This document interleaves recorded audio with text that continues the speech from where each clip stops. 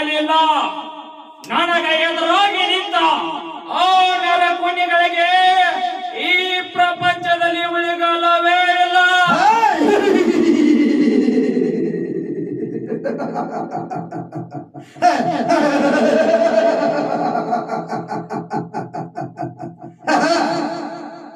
ನಾನು ಯಾರಿಗೂ ಸಲಾ ಮಳೆಯವನಲ್ಲ, ಯಾರ ಮುಂದೆ ಕೈ ಚಾಚವನಲ್ಲ.